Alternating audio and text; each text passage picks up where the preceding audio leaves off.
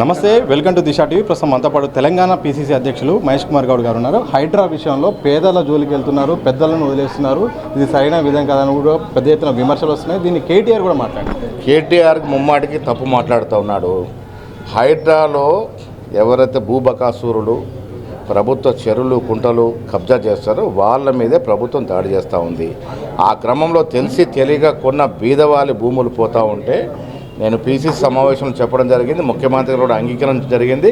ఎవరైతే బీదవాళ్ళు తెలియక ఈ దళారుల నుంచి భూములు కొనుక్కున్నారో వాళ్ళ భూములు పోతే వాళ్ళకి రిహాబిలిటీ చేసే కార్యక్రమాన్ని ప్రభుత్వం చేపట్టబోతూ ఉంది. ఏ పెద్ద చేపను కూడా వదలలేదు, మీరు చూసినారు. అది పార్టీలకు అతీతంగా చెరువులు కబ్జా చేసిన ఎవరిని కూడా వదిలే ప్రసక్తే లేదు. సో సీఎం రేవంత్ రెడ్డి భాష తీరుపై కూడా హరీష్ రావు అభ్యంతరం వ్యక్తం చేస్తూ వరుసగా మాట్లాడుతున్నారు. కేసీఆర్ వాడిన భాష వల్ల తెలంగాణ గౌరవం మంటగలిసింది. 2014 తర్వాత సక్సెస్ ముఖ్యమంత్రిగా ఉన్నటువంటి కేసీఆర్ వాడిన భాష తీరు ఏ రకంగా ఉందో మనందరం చూసాం. ఇక భాష గురించి వాళ్ళకి మాట్లాడే హక్కు లేదు. గవర్నమెంట్ హాస్పిటల్ విషయంలో కానీ చాలా నిర్లక్ష్యం ఉంది. చాలా పిట్టల్లాగా మరణాలు అయితే అవుతున్నాయి. ప్రభుత్వ హాస్పిటల్ మాత్రం సరిగ్గా పట్టించుకోవట్లేదని కూడా పెద్ద ఎత్తున బీఆర్ఎస్ ఇప్పుడు నిజ నిర్ధారణ కమిటీ కూడా వేసింది. మీ 10 ఏళ్ల నిర్వాహకం వల్ల ఈ రాష్ట్రంలో ఆసుపత్రులన్నీ కూడా నానా ఇబ్బందులు గురైనాయి. ఆరోగ్యశ్రీని ఎత్తేసారు మీరు. ఇవాళ కాంగ్రెస్ ప్రభుత్వం వచ్చిన తర్వాత మళ్ళీ ఆరోగ్యశ్రీ ఇస్తూ ఉన్నాం, ఎల్ఓసీలు ఇస్తూ ఉన్నాం. మీరు పెండింగ్ పెట్టినటువంటి 40,000 సీఎం రిలీఫ్ ఫండ్ చెక్కులు మేము ఇస్తూ ఉన్నాం. ప్రజలు గ్రహించుకోవాలి. 40,000 చెక్కులు ఇచ్చి రూపాయి ఖజానా లేకుండా పలాయనం చిత్తగించిన కేసీఆర్ గారు. ఆ డబ్బులు మేము ఇస్తూ ఉన్నాం.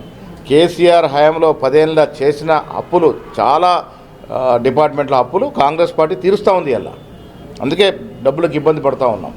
సో కేసీఆర్ కానీ బీఆర్ఎస్ నాయకులు కానీ 10 ఏళ్ల నిర్వాహకం మీద ప్రజలు నానా ఇబ్బందులు పడ్డారు, రాష్ట్రాన్ని దోషేశారు. మీకు ఇంకా ఇప్పుడున్న పాలన మీద మాట్లాడే హక్కు లేదు. చివరి ఒక్క మాట చెప్పండి, స్థానిక ఎన్నికలు మీ ముందున్న పెద్ద సవాలు, ఆ సవాళ్ళ నేపథ్యంలో ఏం చెప్పారు? డెఫినెట్గా ఎదుర్కొంటాం, సవాల్ని అధిగమిస్తాం. స్థానిక ఎన్నికలు 90% పదవులు గెలుచుకుంటాం. Thank you. మొత్తంగా స్థానిక ఎన్నికల మాత్రం 90% మాత్రం తప్పకుండా విజయం సాధిస్తామని చెప్పారు. దాంతోపాటు హైడ్రా విషయంలో మాత్రం పేదల జోలికి వెళ్ళేదైతే లేదు, పెద్దల వాళ్ళనే టార్గెట్గా చేసుకున్నాము. అందుకని ఎవరైనా పేదలు కానీ ఎవరికైనా మధ్యతరగతి వాళ్ళకి ఇబ్బంది అయితే మాత్రం తప్పకుండా వాళ్ళకైనా సాయం చేసే ప్రయత్నం కూడా చేస్తామని కూడా పీసీసీ తెలంగాణ అధ్యక్షులు మహేష్ కుమార్ గౌడ్ స్పష్టం చేశారు. కనపర్సం మసూద్తో సతీష్, దిశా టీవీ, హైదరాబాద్.